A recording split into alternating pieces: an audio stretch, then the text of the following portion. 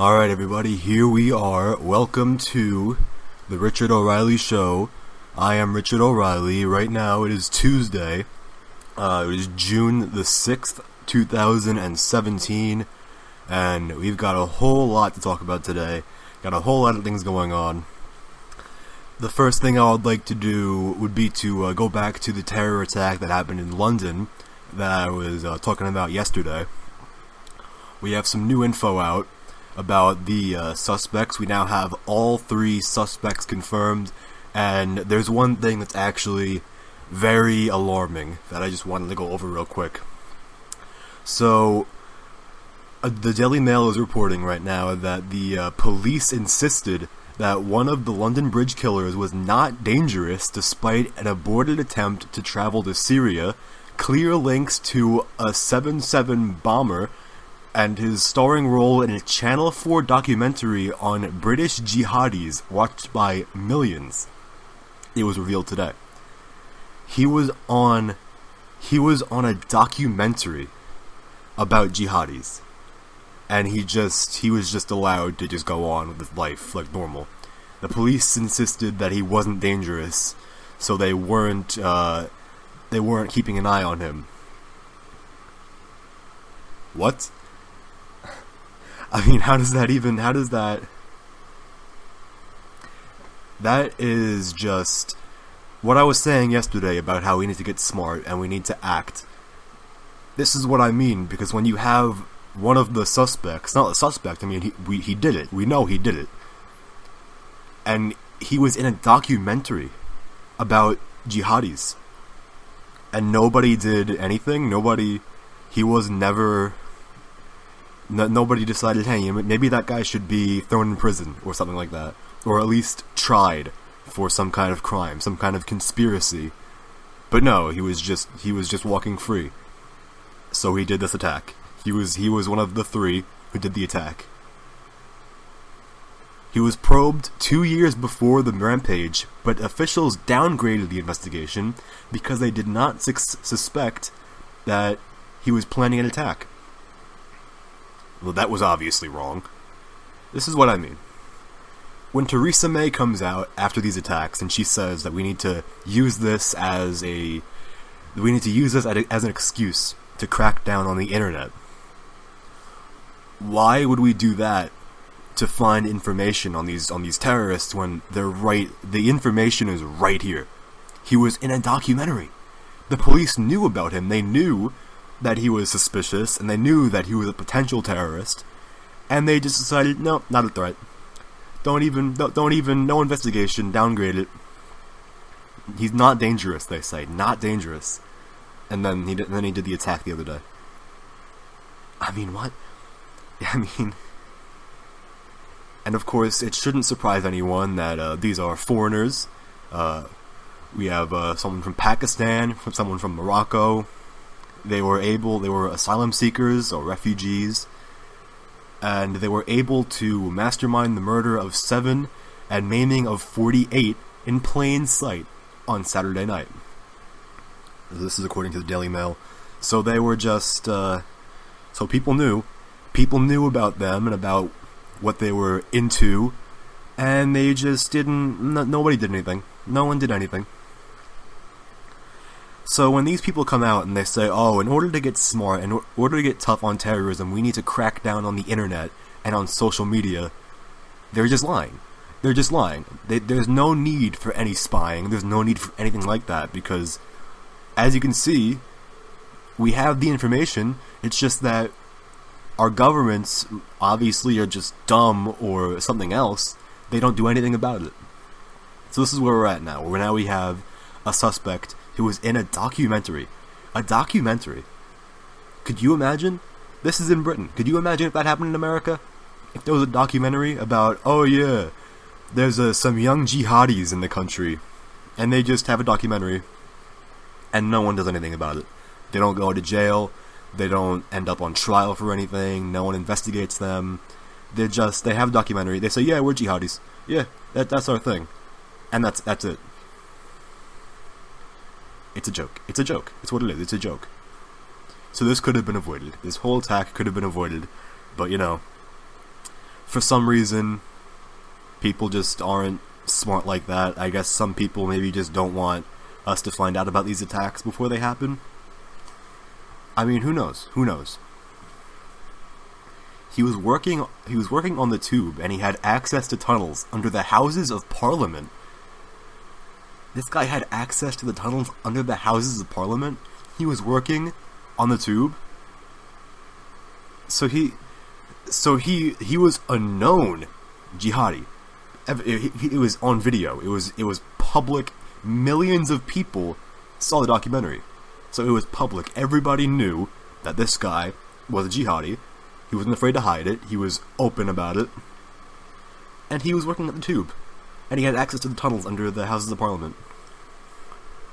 What? People aren't talking about this a lot. I've been looking around and I don't see a lot of people talking about this. But they should be, because this is big. I mean, this guy is just... I mean, people talk about, whenever there's an attack like this, they say, oh, we need more surveillance.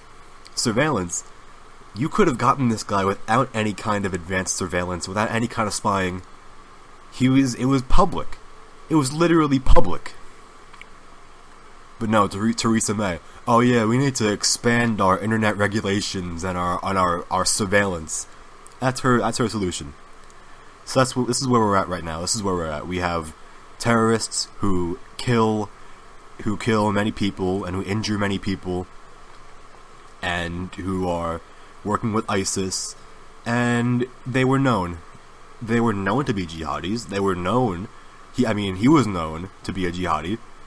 He was in a documentary. He was in a starring role in the documentary. A starring role? What is this, a TV show? I mean, so not only was he in the documentary, he was the star. He was the star. He was the topic of it. And nobody ever decided, hey, maybe we should investigate this guy. There was an investigation, but it got downgraded because they said, oh, we can't suspect that he was going to plan an attack, because he was married and he had kids. That doesn't make any difference.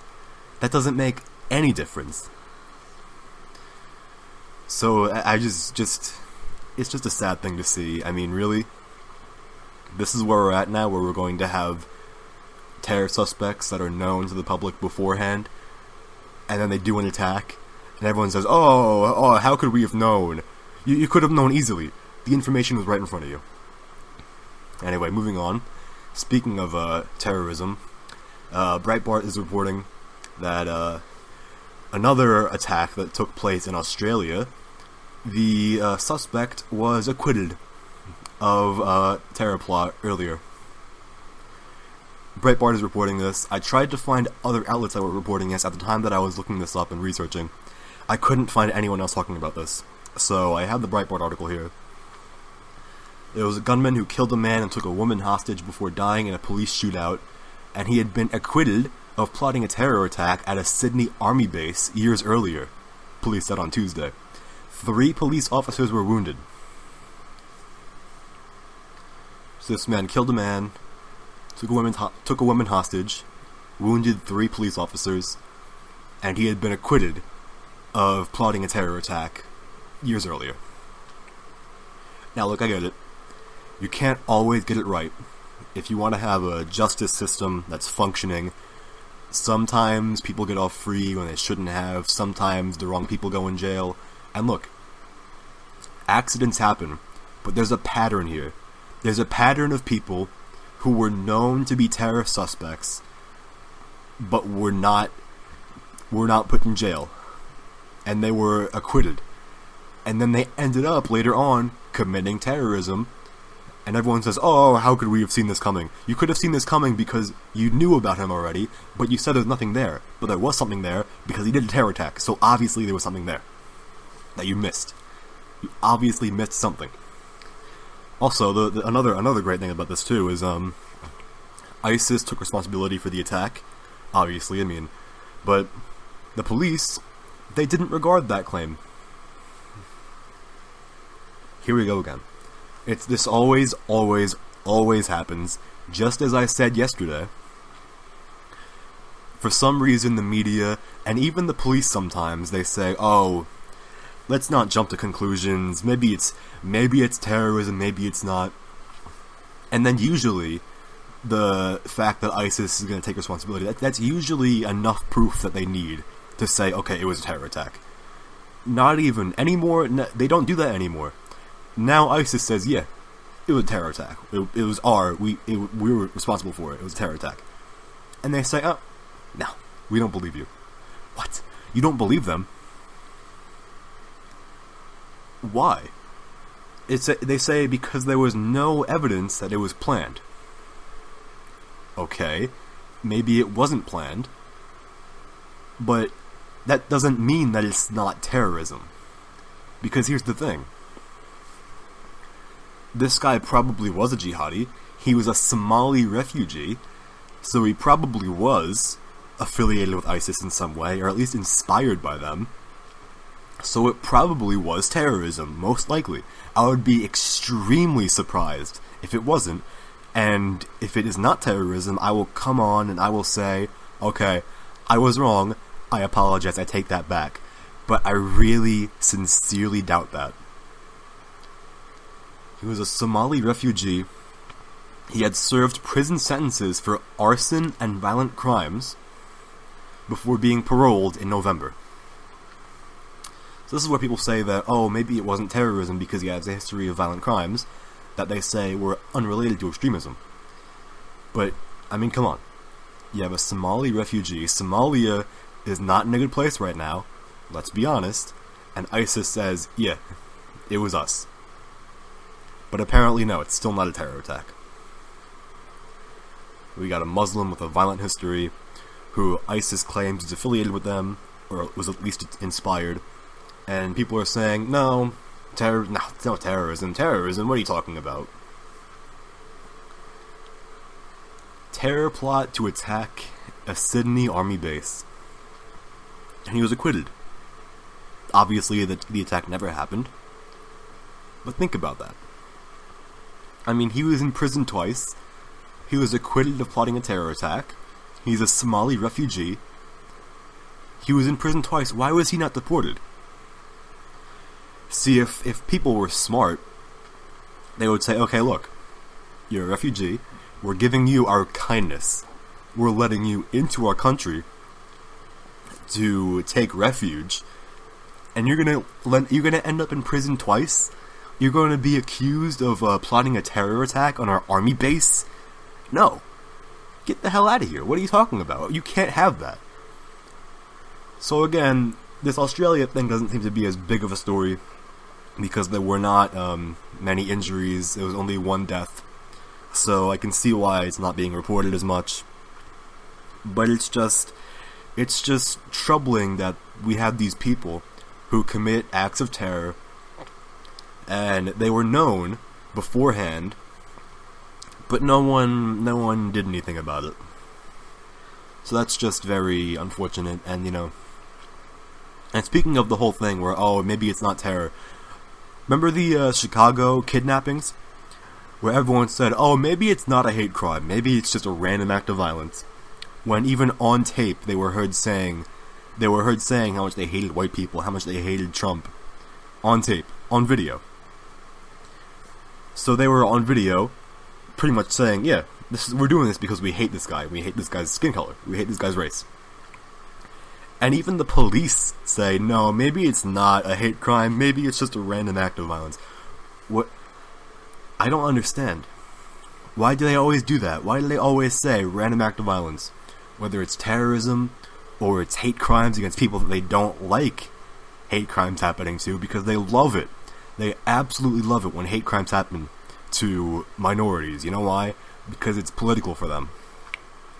Remember the whole spate of the whole vandalism, hate speech vandalism across the country that was apparently inspired after the election by Trump, and how those all turned out to be total frauds?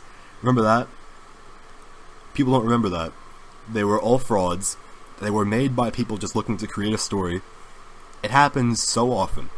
the media comes out and they say, "Oh, we have a spike in hate violence and hate crimes across the country," and then like a month later, it turns out that it was a hoax, and that it wasn't actually a hate crime. It was just all set up to make it look like a hate crime, and the media is silent.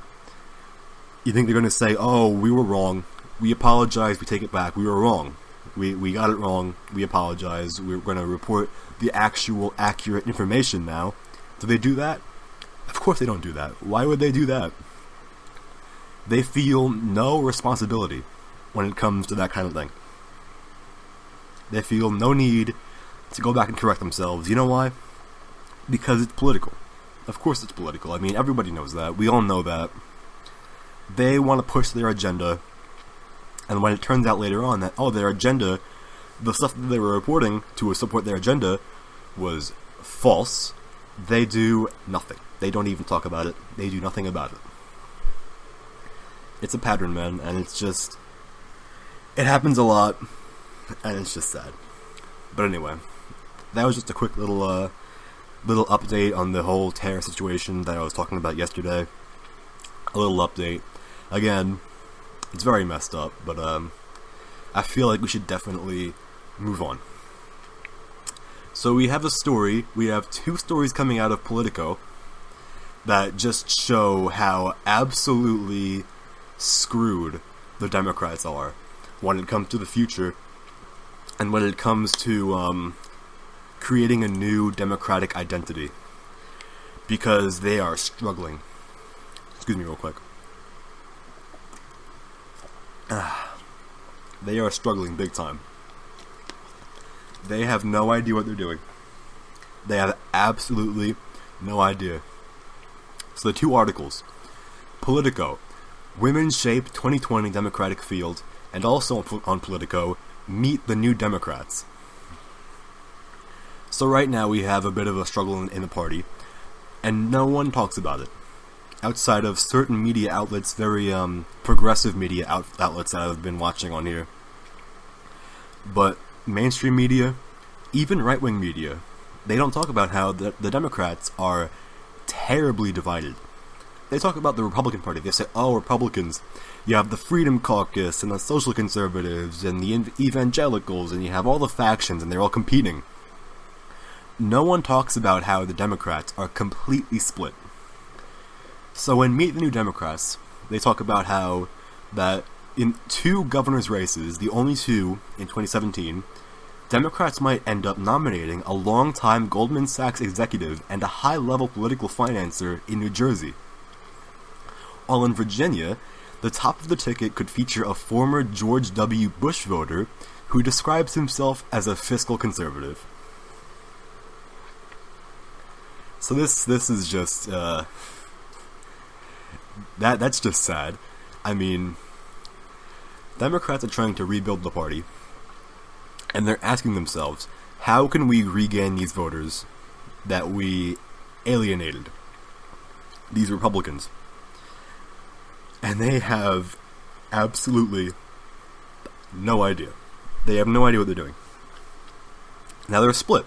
They're split on, do we appeal to the moderates, Republicans, and independents, or do we appeal to our base, our main left-wing, progressive, activist base? Because it seems you can't have both. From what I've seen, you can't have both. You can't have Democrats that appeal to the progressive, left-wing, activist base, and you can't have Democrats that appeal to the moderates and the independents and the Republicans. You just can't have it. Bernie Sanders tries, and Bernie Sanders does not succeed. Now, people say his approval rating. The only reason it's so high is because he hasn't been in the picture for a while. He hasn't been front and center. I can guarantee you, if he won the primaries and if he was in the general, the ratings would have gone way down, because he would have been caught up in this whole partisan warfare that would have totally ruined his image among a whole load of people. So don't act like those ratings mean anything. He came out with a speech the other day, I was gonna mention this on yesterday's show, but I never actually got around to it. About how he tweeted out, "We can't have America first or Germany first. We need to be one international community." He said that. We can't have America first. Bernie Sanders, everybody, the populist. This is a populist, a nationalist. Bernie Sanders. People say Bernie Sanders, oh, he's such a new age, like, he's such a progressive, he's so, like, populist on economics. It's all just smoke and mirrors. He says, oh, free college, free healthcare. Okay. What else has he got? What about the issue of nationalism versus globalism? What does he say about that? He says, we can't have America first. Why is it that to the Democrats and to a lot of people in the media, America first is some sort of like naughty term? Where they come out, I remember during the election, when Trump first started saying America first, they came out with a story. And a lot of them reported, oh, America first. You know who else said America first? Neo-Nazis back in the 40s. Not neo-Nazis, Nazi sympathizers in the 1940s. They said America first. Well, okay. What does that mean? Like, okay. I'm pretty sure that Nazis have said the word food in the past. Where they've said the word, I don't know, they've said the word drink. I don't know why I brought up those words, but like, does that mean that if you eat food, you're a Nazi, right? You can't eat food anymore? You can't have drinks anymore? It'll make you a Nazi? Like, I don't get it. They talk about how when you say fake news, you're actually saying Lugenpress. No, we're not. We're saying fake news. What? They don't get it. They don't know about these whole terms. So America first. And when Bernie says we can't have America first, well, what does he mean? He means that we can't have good trade deals. We need to have free trade. He says he's against free trade, but if he was actually president, I can guarantee he would have flip-flopped on that. He would have come out and he would have said, well, I negotiated with the leaders, and you know what? We came to a new deal that's a little bit better, but still more or less the same. Because deep down, he is a globalist. He's not this whole populist nationalist that he likes to come off as. He's just not. It's all a facade. It's all fake. He just doesn't have it. So, who are the Democrats going to go after? Who are they going to model themselves after now? That's another thing. Like, who is the top Democrat right now? Who is it? I mean, Republicans, it's obviously Donald Trump.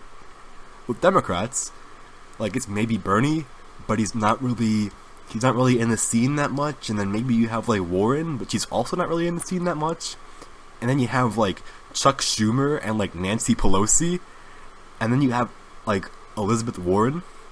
Like, who's in charge of the party? Who's the main figure that everyone is going to sort of unify with? They have nobody.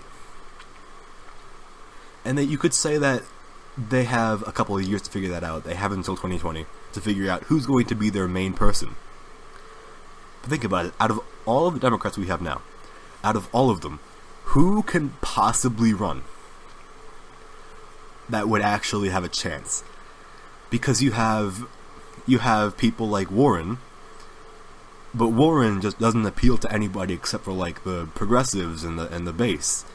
She doesn't appeal to people outside of that because, look, she just doesn't know how to campaign and how to get her messaging across. And she's deep down, she likes to portray herself as some sort of like big populist and like big nationalist, and like she's super gonna be like for the people, for the working class.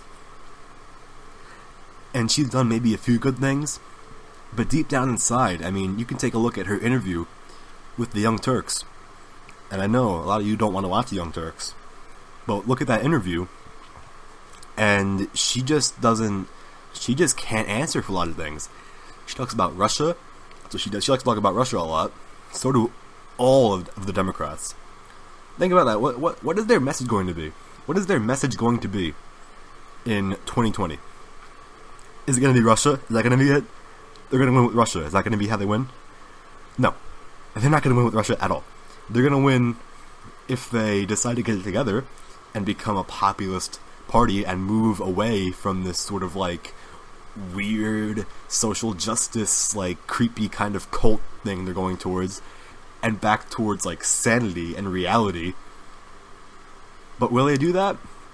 I see no signs that they will. I see absolutely no signs that they will. So there's another article on Politico, the Women Shape the 2020 Democratic Field, that we have a lot of Democrats speculating about the effect that misogyny had on the election result last year, and party leaders are trying to better understand the politics of nominating another woman. Here's the thing about the whole sexism thing. People aren't going to hate or not vote for a female candidate just because they're a woman. They're going to not vote for a female candidate because they're like a stereotype of what people hate about like these like really weird like feminist women, like liberal women. Hillary was completely just that. I mean, she had like that whole really smug attitude about her, especially at the debates. She had like this whole smug attitude. She used like all of these stale like you could have like trademarked her talking points because they were just so like obviously cheesy and corny, and they just didn't really like the woman card. I feel like that was a big misstep for Hillary, the whole woman card thing. When Trump said, "Oh, Hillary plays the woman card all the time. It's terrible. It's sad," and she came out and said, pretty much, yeah. She pretty much just said, "Yeah, I do. Yeah, what's the problem with that?" She just admitted it. She made a literal woman card and played it and sold it on her website. She sold woman cards. What? What are you trying to do? And then she had her stale and really forced and like really awkward little thing, her little soundbite where she says, "If standing up for women's health care and paid maternity leave is playing the woman's card, then deal me in." And she would say that at like every rally. And it just like, it would alienate people because like they would see that and they would see, oh look, this is Hillary. She's just talking about the woman card and deal me in and all this like, oh yeah, deal the woman card, deal me in because I'm fighting for women's health care and maternity leave, deal me in, deal me in, deal me in, get your cards on my website, HillaryClinton.com. Like, that's why she lost. Not because she's a woman, because she just couldn't let go of the fact that she was a woman. She couldn't stop talking about it. Like, she would always, like, after the nomination, how she was like, oh, Hillary, the first female nominee for any party in American history. And then we found out that there actually was a female nominee. So she was like, oh, first female nominee for a major party in political history. That was hilarious. But she just kept on drawing attention to it. That's why she lost. It's one of the reasons she lost. One of the many. But I feel like it was a big one. So now we have some more things from this article right here. It says, female candidates may be uniquely positioned to talk about economic opportunity, say strategists who are desperate for 2020 candidates to improve the party standing with voters that feel left behind. Female candidates... Okay, let me read this again. Female candidates might be uniquely positioned to talk about economic opportunity. How? That doesn't make any sense. So so they're going to come out and they're going to say, oh yeah, I know all about your hardships, and I know all about your struggles, and I know all about economic opportunity because I'm a woman. If they do that, they're going to lose again. They're going to lose again, and it's going to be hilarious. They also talk about how there's a widespread expectation that the boom in activism among Democratic women who reject Trump, if it can be sustained, will provide a boost to the potential 2020 hopefuls. Much of the party's organizational and fundraising energy has been driven by women since the women's marches at the beginning of the year, marches in which all 4 potential candidates participated. So, they're talking about how we have female candidates who are potentially going to run in 2020. So we have, like, Elizabeth Warren, obviously, and Kirsten Gillibrand. I mean, can any of these people win?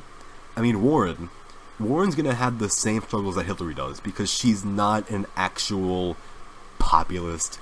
She tries to make it seem like she is, but when it comes down to it during the campaign, during that long, drawn-out campaign, it'll be revealed that she's really not. She's really not. I mean, Gillibrand is just Gillibrand. I mean, we all know about Gillibrand, right? And Warren just has that same really smug attitude that Hillary does. That Hillary did, I should say. I mean, she still does. I mean, she came out the other day to talk about how, she's been doing this a lot lately. She's been talking about how, oh, I lost because of Putin, because of Comey, because of the FBI, because of my own party. She's been blaming everyone but herself. And she's even said, also, isn't this hilarious? How before they were saying, oh, Donald Trump refuses to say that he will accept the result of the election. Democracy will never, ever recover. And now, just like a few months later, Hillary said that the election was stolen. She literally said that. She was like, oh, this election, it wasn't that I lost, it was that it was stolen from me. It was taken from me. It was out of my control. I couldn't have done anything. You could have. You could have been smart, and you could have been a good candidate, and you could have known how to, talk and not be really awkward and scripted. But she didn't do that, so she lost. That's why she lost. Don't try and say that there was any other reason, because that's why she lost. I mean, there were many reasons. But those reasons do not include Comey and the FBI and Russia. Let me tell you about Russia, okay? So this whole thing about Russia is that they say that Russia gave WikiLeaks the emails. But here's the thing. Even if that was true, they say that is what lost her the election. But that's not the case. That's not the case at all, because here's the thing. The emails just exposed what we already knew about her.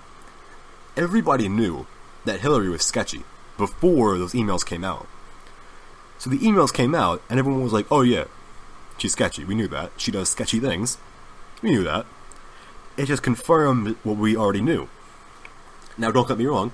Maybe some people said, oh, look it, I was gonna vote for her, but seeing this, I'm gonna have to take that back now. I'm gonna have to vote for maybe someone else who maybe don't vote at all. There were definitely some people who did that, but there was no way that it was enough to flip the election. Especially because most of the people, I mean, literally where Trump won was in those Rust Belt states, in those sort of really rural areas. Those people already hated Hillary before the emails. They weren't going to change their votes just because of some emails. And they especially weren't going to change some votes because of the Comey letter. The Comey letter, they say, oh, the Comey letter. The Comey letter was taken back before the election. Comey said, oh, we're going to look into the new emails on Wiener's server, or Huma Abedin's server, or wherever it was. I don't really remember. So, he said that, and then a week later, before the election, he was like, okay, we looked over it, there's nothing there, the investigation is over again, it's closed, that's it. So, it was over. She was cleared. So, this idea that Comey's letter was what cost her the election is also totally wrong, and also at that point in the race, everyone had their minds made up already. Everyone already knew who they were voting for. Comey's letter wouldn't have changed anything. It wouldn't have changed a thing. But they still think that it's Comey, it's Russia, it's misogyny, it's all that. And it's just a sad thing to see because it's not sad. It's not sad because it's the Democrats and they don't know what they're doing. But you know what is sad? There's an article in Politico. Politico is reporting that the White House has iced the Russia war room idea. Oh, don't do that. Donald Trump, that is not a good idea. Do not do that. So for those who don't know, the White House was getting ready to put together a war room for this whole Russia thing, like a sort of PR team that were going to fight the narrative. And I thought that was going to be a great thing. I thought it would be a great idea because we need more people out there to defend the president. We need people to go out there and defend him and get what he has to say out there because he's not doing rallies anymore. He can't really do rallies that much anymore. So we need the voice. So I thought this would be a great thing, but it appears that it's not going to happen now. At least not for now. I think that's a bad idea. I think it's a bad idea. Just because now he's going to have no voice. The way it is now is he has his Twitter account, and look, he uses it well. He uses it to attack. He uses it to attack reporters that are, reporting the fake news about Russia and everything. So he uses all that well. But the thing is, outside of that, he has nothing. He has no voice. I mean, think about how many people out there actually are going to advocate for this guy online. Like news sources. Like, you have Fox. You have Fox on cable. Okay. On cable, that's it. You have talk radio. Okay. What about new media? What about the internet? What about Politico, New York Times, CNN, all of these news companies that have made their own websites? What other alternative is there besides new media and alternative media like Breitbart and InfoWars and to a certain extent people on YouTube? But that's small though. We're fighting against something that's massive. So in order to fight, we need to have people who are close to the president to come and help him out. So the idea has been iced, and it just doesn't... I think this is a mistake. I think it is. However, one White House official... this is a quote from the article. One White House official said no final decision has been made, while a second said that the administration will have no direct involvement in responding to the Russia investigation. So we have one official saying, no, we haven't made a decision yet. And we have another one saying, we have, and we won't get involved at all. Now, I agree to an extent about not getting involved. But I think there should at least be a PR team.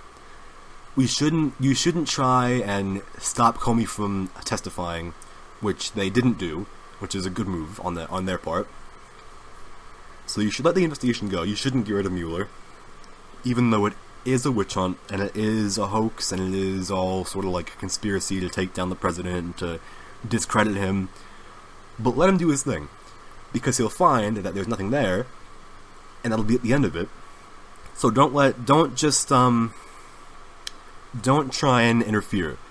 But at the same time, have a PR team to go out and say, and spread the message like, hey, this is fake news. I mean, come on, Russia hacked the election, and Trump coordinated with them to hack the election.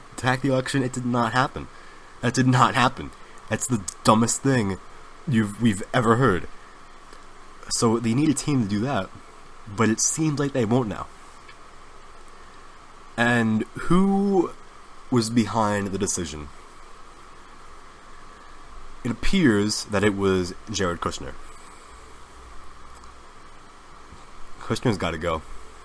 Kushner has got to go. I hate to say it. He's got to go. I know it's not likely at all, because he's related to Trump and he's married to Ivanka, so it's very unlikely. But Kushner has got to go. He is bringing the administration down. People did not vote for Jared Kushner. Kushner is an absolute disaster, coming out and possibly canning this idea and all the other things. How he's trying to influence Trump and on foreign policy and how he's trying to influence him on just about everything. Nobody voted for Kushner. Kushner makes nobody happy. Because here's the thing, Kushner is a Democrat. He's not just a fake Republican, he is just a straight Democrat. So, Republicans, the base, Trump's fans, his base, they don't like him. And Democrats don't like him either because they say that, oh, nepotism and corruption and Russia as well. They say Russia. Of course they say Russia. They say Russia about literally everything. But they say all this stuff about him and they hate him too. Everybody hates Jared Kushner. He has to go. He has to go. At least with Steve Bannon, he's like controversial, but at least people on the right like him. Kushner pleases nobody. So I think Kushner has to go. I think he needs to go fast. And I think that we definitely need a better team, better communications, better PR, better sort of like media relations by the White House, because they're letting the media and the Democrats control the narrative, and that's not a good thing. Because when they control the narrative, what do? They talk about Russia non-stop. That's all they do, because that's all they have. They don't know how to attack him, so they use Russia. They use Russia. And Republicans, they play along with it. Like I said yesterday, Republicans in Congress, they're like, oh yeah, we'll play along with it just because, gotta be bipartisan, gotta be fighting for the same goals, and gotta be fighting for America against tyranny and Vladimir Putin and Russia. So the whole thing is a joke. The whole thing is a mess. Trump needs to act on this. He needs to get on with a team to defend him. And he also needs to get rid of these leakers. And we have some good news, because a leaker has been charged. Politico is reporting right now that the alleged media leaker has been charged under the Espionage Act by the Trump administration. It was an intelligence agency contractor who admitted to leaking. So she admitted, let's see, where is her name? Winner. Winner was leaking the information, and she admitted it. So this is it. We found the leaker. Even though there may be more. There may be more. And one thing yesterday that disturbed me, I was looking up on this. I was looking back. And do you know what I saw? Chuck Schumer, I don't know if you remember this. Chuck Schumer said, a couple months ago, Chuck Schumer said, hey, you better not go after the intelligence community because they will strike back. They will strike back? What does that mean? So is Chuck Schumer just saying the deep state exists and it's gonna strike back? Is he admitting that? I think he is. I mean, what else could that possibly mean? He said, oh yeah, they're gonna strike back if you keep on going after them like this. Strike back. When has that ever been a thing? When have we ever had intelligence agencies striking back against the president because the president said some mean words on Twitter about him? But it's more than that. It's not just words on Twitter. It's political. It's because Trump, they don't like Trump. A lot of people in the community, they don't like Trump. And Winner clearly did not. Winner was a Democrat, a Bernie Sanders Democrat. She was part of the resistance. She spoke a lot about her distaste for white people. So stereotypical. So stereotypical, like, millennial, liberal, like, I hate that stereotype. But a lot of the time it is completely true. She's 25 years old. She published an NSA report on or about May 5th, 2017.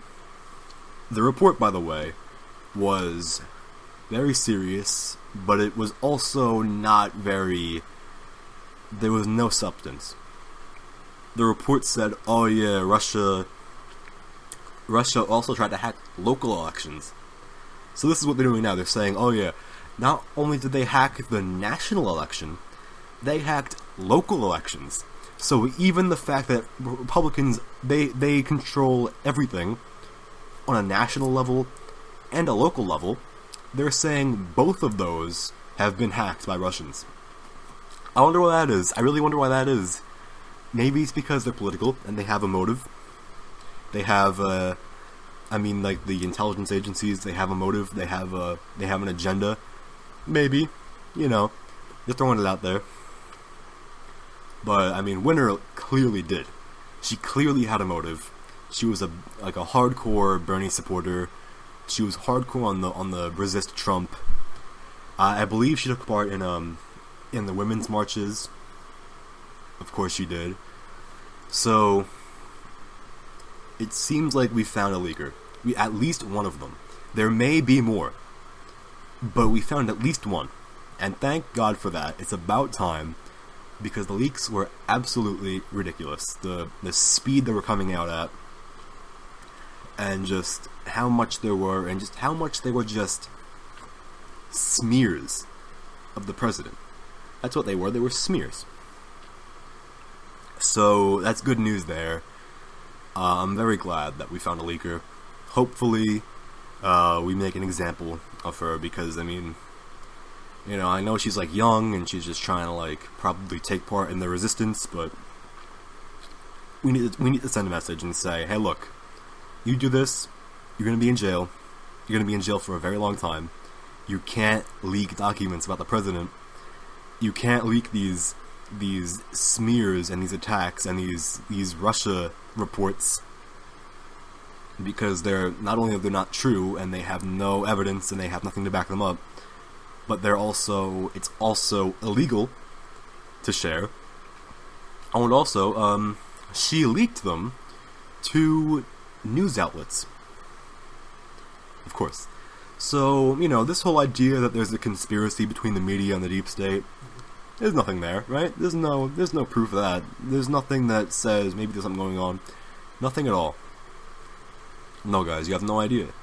The media and the deep state and the Democrats, they're all in it together. From day one, day one was literally yesterday, but from day one I've said that. And I stand by it, because it seems to be true. With this report, that she was a Democrat, and that she leaked from the NSA to the media, that is just very suspicious. And I hope we get to the bottom of it. Are we going to, though? I'm not sure, because here's the thing. Democrats in Congress, they don't really care about this kind of thing. They don't really care about leaks. They don't really care about unmasking. They only care about Russia. So we might not have an investigation. We might not have a big investigation. I hope we do. But if we don't be surprised. Anyway, so that's some good news coming out of Politico, DC. Leakers being taken down is always a good thing. And I want to talk about a bizarre article on the New York Times. It was on the front page of the website, the front page, and it's a very oddly positive article talking about communism in America in the 20th century. And it's very odd. So, NYT is doing a thing where they're looking back on communism over the years because of the whole Russian Revolution that took place 100 years ago. Makes sense, I guess. Could you imagine? Imagine if it was the other way around and you had, Fox News having an article or a series of articles that was oh yeah, remembering the legacy of Nazism. No, that would be a big scandal. That would be awful. Everyone would attack them for that. But NYT does one, remembering the legacy of communism. And that's totally okay. Now, the article itself is actually not too bad, even if it is oddly positive. But it does bring up some interesting things. So it talks about how communist-led unions were consistently the leaders on racial and gender equality. And they even bring up comparisons to today. They talk about how the communist parties back then pretty much invented the idea of intersectionality, which is apparently a big thing now in left-wing politics, that even Hillary Clinton tweeted about it. Hillary tweeted about it. It started off as a communist term. I mean, okay, now look, I don't like to do that. I don't like to call Democrats commies, but I mean, that's just a little bit odd to me. It's just a little bit strange. And the article as well, talks about the Red Scare. It talks about how the idea of Islamic terrorism, about how scapegoating and fear-mongering about that is like the Red Scare. You can make comparisons, I guess, but... And they also talk about how that would be normal, but they say that the Red Scare was some sort of horrible event that crushed American communism and spurred purges, blacklists, deportations, and high-profile executions. That's true. They talk about Claudia Jones and how she was one of the many victims of the Red Scare, even though she was a communist, so it's not really... Usually when you talk about the Red Scare, you talk about people who, weren't communists, but they were accused of being communists, but no, she was just a communist, and she was punished. Okay, that's normal. That you wouldn't have, like I said before, you wouldn't have jihadis being able to, go around free and live, normal lives. You wouldn't do that. So if you wouldn't do that, why would you let communists do the same thing? When communism, people forget, communism killed way more than Hitler ever did. Let's be honest. Stalin and Mao Zedong, they killed way more than Hitler did. But communism is apparently acceptable. Not to, most people, but to the left. They see that and they say, yeah, communism, it's just another idea. Come on, it's just an idea. It's just a thing. It's just there. It's like everything else. It's not, though. It's not a valid thing. You can't just be a communist in America. It doesn't work. you can't be, you can't really be a Nazi in America. It just doesn't work. But I don't know why, for some reason on the left, talking about communism in this positive light is a normal thing and a totally good thing.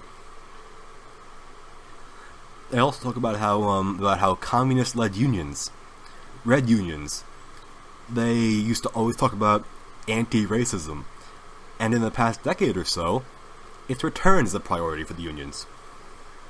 So that's great. So unions are becoming red unions again. Is that what's happening? So this whole thing is just... I just found it so odd that we have this article talking about how great the Communist Party was and how they fought for equality and not independence, equality and justice. About how... and didn't mention anything about the ideology. They never mentioned, hey, communism doesn't work. Communism killed millions of people. Communism has created starvation and, hunger and famine and death. Talk about that? They don't talk about that. They talk about how, American communists, they fought for justice and equality and civil rights. Okay, but what about their ideology? What about their goals? They don't talk about that. And you know what I think? I think that there's something going on that's a bit sinister. But they talk about these things.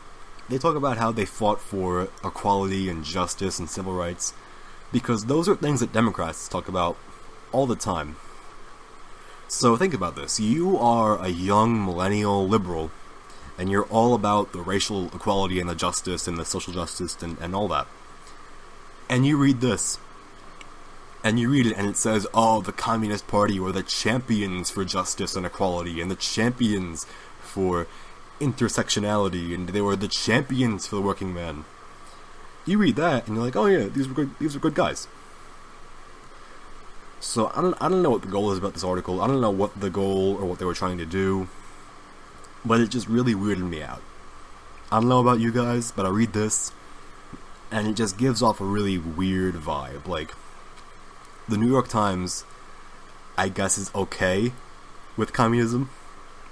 They think it's cool. They think it's fine. I wouldn't be surprised if that was the case. But yeah, anyway, that's about what we have going on today. Today, we also have the New Jersey governor elections, primary elections, happening today. Pretty interesting. I mean, it's not that big of a news story. That's because I only know it because I live in New Jersey. I know about the candidates and everything, and I won't talk about it because the primaries are happening today, and by the time I upload this, it'll probably, whatever I say will probably already be outdated, so I don't really want to, I'm going to wait till tomorrow to talk about the elections, the primaries. But yeah, it's going to be interesting. I mean, Chris Christie, for those who don't live in New Jersey, he is a controversial kind of guy. I mean, nobody can agree on what kind of guy he was, or even Republicans in here, he's just not a, he's got a weird attitude, he's got some weird ideas going on, he's just a very controversial kind of figure here. And I imagine nationwide. But yeah, I mean, what else is going on in the world today? The Comey testifying wasn't blocked by the Trump administration or by Trump himself. I mean, like I said before, it's a good thing. I can't wait to see what's going on, and it's also pretty funny how the media comes out and they say, like, they want this to be like a big thing about Trump, and how, they want Comey to say, oh yeah, Trump and Russia, they want to say Russia, and they want him to say, like, oh yeah, he wanted me to stop the investigation, he wanted me to do all this. They want that so bad. Why do we have a media that's so partisan? When you're a media outlet, you shouldn't have an agenda like that. You shouldn't say, like, yeah, this is what we really hope should happen. Now look, I mean, I get it. You have opinion pages. Like, I'm an opinion guy. I'm not like a news guy. I'm an opinion guy. But like, when you have such an obvious media bias, it's just not a good thing. Not a good thing to see. And Bill O'Reilly said it well, like, why is the press so invested in this? Why does the press want this to be like some sort of big moment that's gonna undercut Trump like so much? They want this to be like Trump's big, like, they want this to be like a historic moment. The moment when the Trump administration was taken down by James Comey. That's what they want. And if it doesn't happen, they're gonna be very upset. Because remember, when they talk about Comey, in the past, right, they used to hate Comey. Back when Comey, during the election, was doing the whole Hillary email thing, everyone hated Comey. Democrats hated Comey because they said, oh, you can't have an investigation like this before an election, like right before the election, because he sent out his letter. And then a Republican said, oh my god, how could he said there was nothing wrong? Also, hilarious, about how, the double standard, how they say, oh, Hillary, there was no intent to do wrong, so it was totally fine.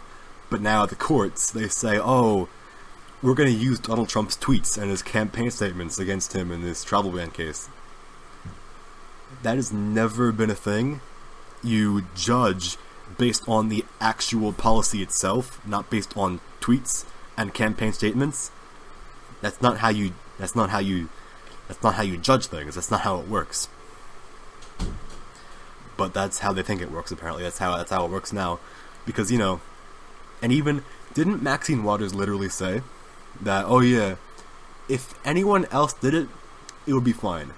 But because Trump did it, well, we can't have that. I don't know, man. Things are strange with the whole Democrats and the whole party. I mean, we have so many things going on. We have terror attacks. We have the whole leaking. We have the Comey testification. We have the whole Russia thing. We have Democrats trying to find out what they're doing going forward. We have so many things going on. Anyway, I'm going to end it right here. I have been Richard O'Reilly. Thank you so much for listening to the Richard O'Reilly Show. I will see you guys tomorrow around the same time. I promise.